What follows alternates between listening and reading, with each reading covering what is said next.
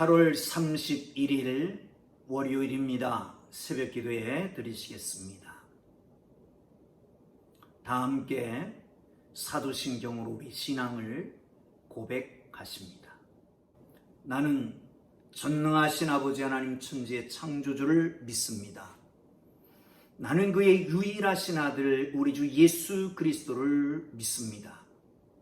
그는 성령으로 잉태되어 동정녀 마리아에게서 나시고 본디오 빌라도에게 고난을 받아 십자가에 못 박혀 죽으시고 장사된 지 사흘 만에 죽은 자 가운데서 다시 살아나셨으며 하늘에 오르시어 전능하신 아버지 하나님 우편에 앉아 계시다가 거기로부터 살아있는 자와 죽은 자를 심판하러 오십니다.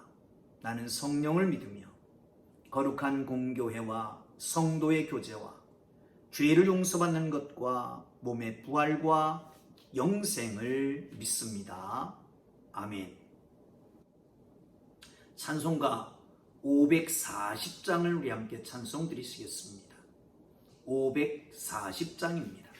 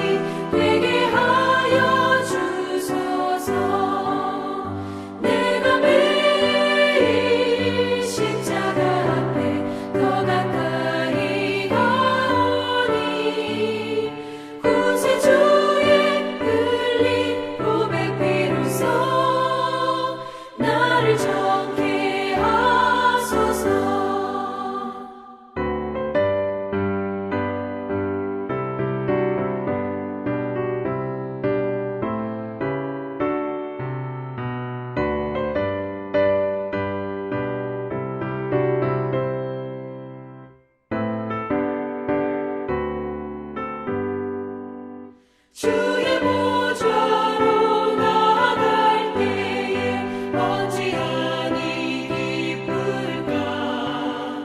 주의 얼굴을 항상 배우니 더욱 친근합니다.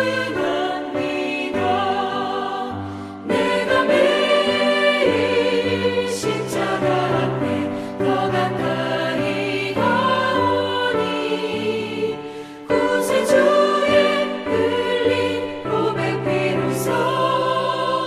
나를 정케 하소서.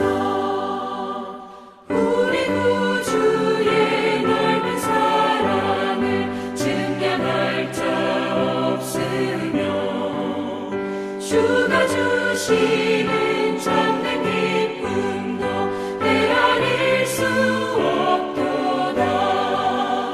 내가 매일 십자가 앞에 더 가까이 가오니 구세주의 흘린 고백 비로소 나를 정케 하소서.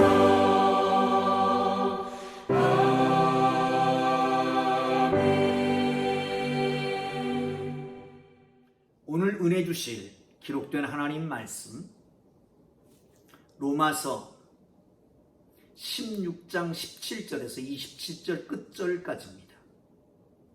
로마서 16장 17절에서 27절까지, 그 중에 17절에서 20절까지만 함께 읽도록 하겠습니다. 말씀을 읽으시면서 말씀 속에서 오늘도 신비하신 하나님의 은혜를 체험할 수 있기를 바랍니다. 함께 읽습니다. 형제들아, 내가 너희를 구원하노니 너희가 배운 교훈을 거슬러 분쟁을 일으키거나 거치게 하는 자를 살피고 그들에게서 떠나라. 이 같은 자들은 우리 주 그리스도를 섬기지 아니하고 다만 자기들의 배만 섬기라니 교활한 말과 아첨하는 말로 순진한 자들의 마음을 미혹하느니라. 너희의 순종함이 모든 사람에게 들리는지라. 그러므로 내가 너희로 말미암아 기뻐하노니 너희가 선한데 지혜롭고 악한데 미련하기를 원하노라. 평강의 하나님께서 속히 사탄을 너희 발 아래에서 상하게 하시리라. 우리 주 예수 그리스도의 은혜가 너에게 있을지어다. 아멘. 할렐루야. 사랑하는 성도 여러분, 요즘 소위 짝퉁이라고 하는 것 있지요. 유사상품을 말합니다.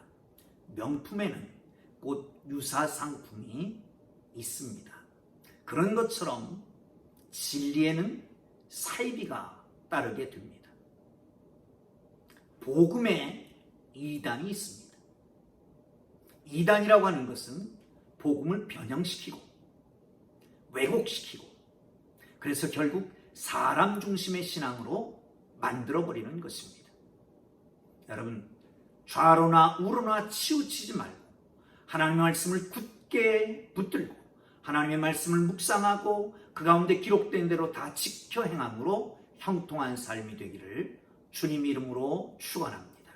그러므로 뱀같이 지혜롭고 비둘기처럼 온순해야 할 것입니다. 한번 17절, 18절을 계속해서 함께 보면 좋겠습니다. 형제들아, 내가 너희를 구원하노니 너희가 배운 교훈을 거스러 분쟁을 일으키거나 거치게 하는 자들을 살피고 그들에게서 떠나라.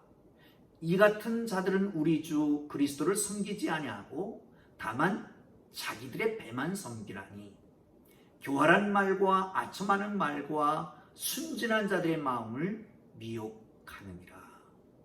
사랑하는 성도 여러분, 기독교는 사랑의 종교입니다. 예수님도 말씀하십니다. 7번씩 70번이라도 용서해라. 그러나 이 말씀 직전에 뭐가 있는지 아십니까? 회개치 아니하면서 교회의 말씀도 무시하는 자는 출교시키고 이방인과 세리같이 여겨라 라고 말씀합니다. 사랑하는 성도 여러분, 용서와 사랑 그리고 출교 이방인같이 세리같이 여긴다. 이 두 말씀이 한 공동체 안에서 양립할 수 있을까요? 뭐든지 다 용서하고 70번씩 7번씩 70번이라도 용서해야 되고, 그런데 출교시키고 이방인같이 세리같이 여긴다. 이 어떻게 양립할 수 있을까요? 사랑하는 성도 여러분, 중요한 것이 있습니다. 용서해야 합니다. 받아들이고 수용해야 합니다. 그러나 공동체 전체를 파괴하려는 의도가 있는 사람, 엄히 대처해야 합니다. 처리해야 됩니다. 이단을 받아두는 것이 사랑일까요? 이단들은 종종 그런 얘기를 합니다. 교회는 사랑인데 왜 우리를 안 받아들이냐고. 그러기에 마지막 때에 저주받을 바벨론과 같다고 라고 말합니다. 사랑하는 성도 여러분, 명백히 공동체를 파괴하려는 행동, 가르침, 강요하는 자, 무조건 같이 하는 게 사랑이 아니라 영적인 현실을 직시하지 못하는 것, 사랑이 아닙니다. 그러므로 그들을 다 수용하는 게 중요한 게 아니라 성경에서는 이렇게 말합니다. 살피고 떠나라. 살피고 그들에게서 떠나라 라고 말씀합니다. 그들은 지금까지 우리가 가르쳐준, 바울이 가르쳐준 복음, 교훈, 그걸 거스리고 교회 분쟁을 일으키고 거치게 하는 자들입니다. 18절에서는 뭐라고 얘기하냐면 그들은 예수 그리스도 주를 섬기는 게 아니라 자기 배만 섬기는 자들이다. 나가서 교활한 말과 아첨하는 말로, 이 교활한 말, 아첨하는 말이 무슨 말이냐면 질과 상관없으나 물질의 유익을 꾀하는 것 말이죠. 일상의 필요를 충족시키는 말, 이게 바로 교활한 말입니다. 복음과 상관없이 그게 복음인 양 둔감한 거죠. 또 한 가지 기억해야 될 것이 있습니다. 아첨하는 말이라고 하는 건 뭡니까? 아첨, 복을 비는 거면 간신같이 말이죠. 아첨하는 거예요. 그래서 그리스도에게서 떠나게 만드는 거지요. 그를 그냥 두면 되겠습니까? 색출해내야 됩니다. 그리고 떠나야지 됩니다. 그들은 그래서 순진한 사람들을 미혹하게 하는 사람들이거든요. 사랑하는 성도 여러분, 잘 분별하는 영적 분별력을 하나님 앞에 구하시기를 주의 이름으로 축원합니다. 그리고 떠날 수 있기를 주의 이름으로 축원합니다. 사실은 누구나 다 자기 배, 이거 욕심을 말하는 건데, 욕심을 숨겨요. 어쩌면 하나님과 욕심 사이에 어떤 것을 선택하죠? 하나님보다 욕심을 선택할 때가 얼마나 많습니까? 그래서 바울은 탐심이 곧 우상숭배다 그러잖아요. 탐심이 곧 우상숭배다. 자기 사랑 안 하는 사람이 없습니다. 자기 욕심을 부리지 않는 사람이 거의 없습니다.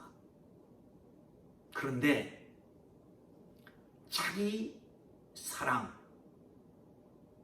십자가에 못 박는 것, 그것이 바로 예수님을 따르는 것입니다.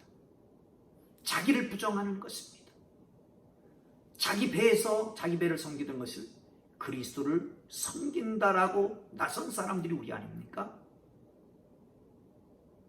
사랑하는 성도 여러분, 두렵습니다. 자기 사랑을 부정한다라고 하는 것이 쉽지 않습니다. 그러나 감정과 미련을 떨쳐버리게 되면 새로운 출발을 멋지게 할 수 있는 것입니다. 제가 전에 육상을 잠깐 한 때가 있었습니다. 쉽지 않습니다. 육상 선수들은 모든 것을 다 탈의하고 가장 간편한 옷을 입습니다. 러닝 팬티 하나. 왜요? 걸쩍거리는 것을 떨쳐버리기 위해서. 군대에서 10km 완전문장 구보를 합니다. 그런데요, 그때는 그게 달하면 주머니는 먼지까지도 털어버리고 싶습니다. 여러분, 자기 사랑이라고 하는 것이 얼마나 강력한지 나의 마음을 꽉 붙잡고 나의 다리를 꽉 붙잡고 놓지 않습니다. 그런데 이것을 떨쳐버리면 한 단계 도약할 수 있는데, 새로운 멋진 출발을 할 수 있는데, 새로운 피조물로 주님이 원하시는 대로 살아갈 수가 있는데, 그런데 자기 사랑에 매여서 떠나지 못하는 거죠. 여러분, 이 감정을 떨쳐버리기를 주의 이름으로 축원합니다. 안 될 겁니다. 그러기에 기도해야 합니다. 기도함으로 하나님을 바라보고, 기도함으로 나를 바라보고, 하나님이 주시는 성령의 능력으로 나를 제어하고 하나님께 온전히 순종하고 순복할 수 있도록, 그리하여 내 몸의 내 배가 아니라 그리스도를 섬기는 하나님의 사람들이 되기를 주님의 이름으로 축복합니다. 19절을 보실까요?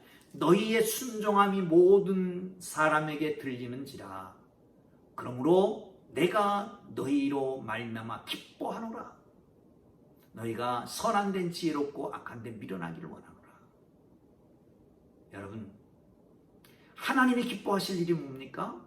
바울이 뭘 기뻐한다고요? 너희의 순종함이 많은 사람을 통해서 들리기 때문이라는 거예요.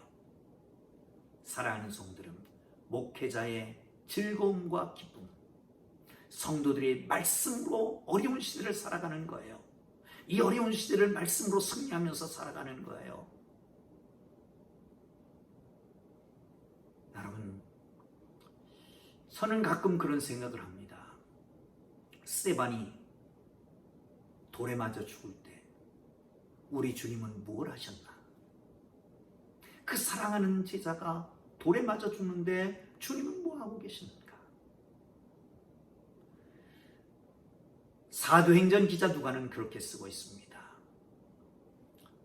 스데반이 눈을 들어 하늘을 보매 하나님 보좌 우편에 서신 주를 배웁는다. 주께서 하늘 보좌에 앉으셨다가 그 사랑하는 제자가 그 어려운 역경 속에서 말씀으로 하나님의 능력으로 승리하는 것을 볼 때 가만히 앉으실 수가 없어서 벌떡 일어나시는 거 아니겠습니까? 여러분, 이 시대 어려운 시대에 하나님의 말씀을 붙잡고 이 시대를 이겨나가는 하나님의 거룩한 백성들, 그 말씀에 순종하며 나가는 하나님의 사람들, 선한 데 지혜롭고 악한 데 미련한 사람들을 보면서 우리 주님이 응원하시는 그 소리를 듣고 그분과 함께 넉넉히 이기는 하나님의 사람들 되기를 주님의 이름으로 축복합니다.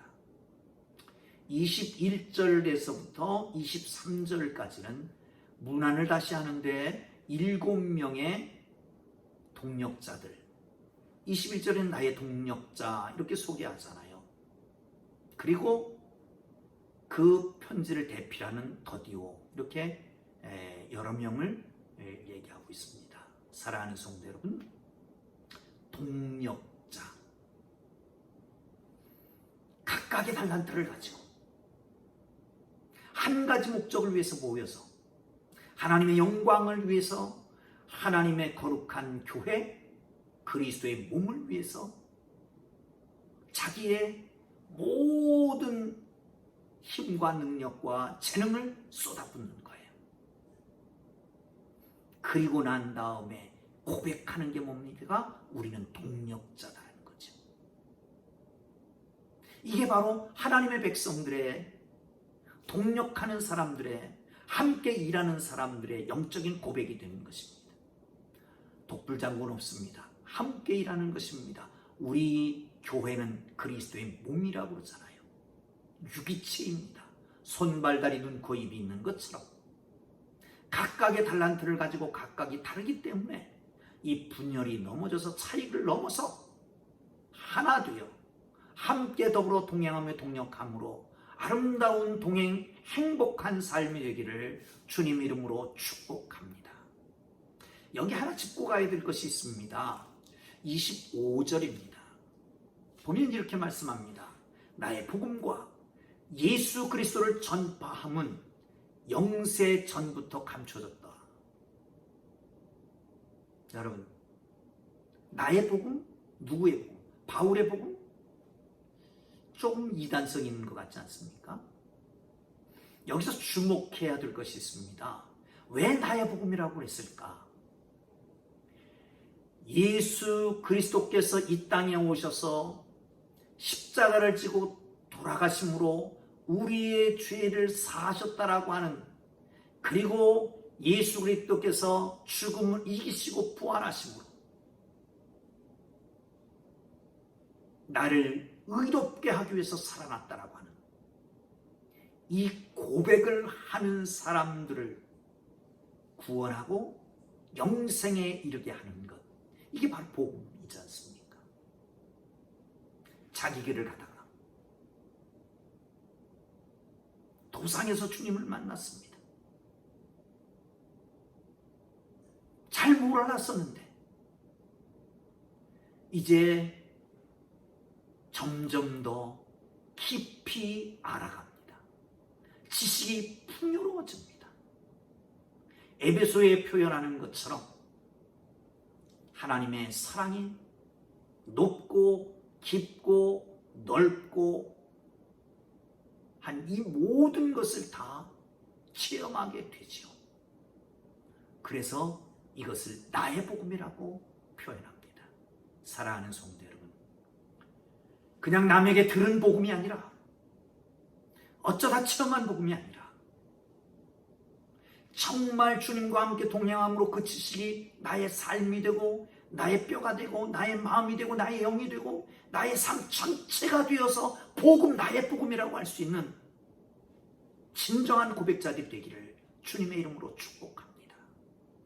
이 복음은 영세전부터 감춰져 있던 것인데 선지자와 예언자들을 통해서 표현되기 시작했고, 그리고 이제 예수 그리스도를 통해서 온전히 모든 세상에 알게지게 됐다는 것입니다.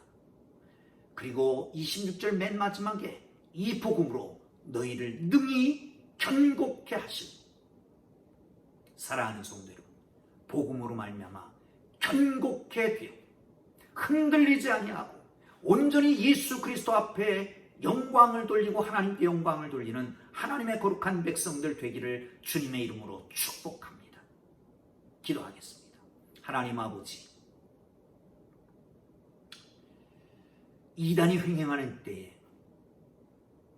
사랑을 운운하며 우리에게 다가오는 그들에게 진정한 우리에게 확고한 진리를 허락하사 사랑과 또한 분별의 영을 허락하셔서 양립할 수 있는 복된 교회, 아름다운 교회가 되도록 축복하여 주옵소서.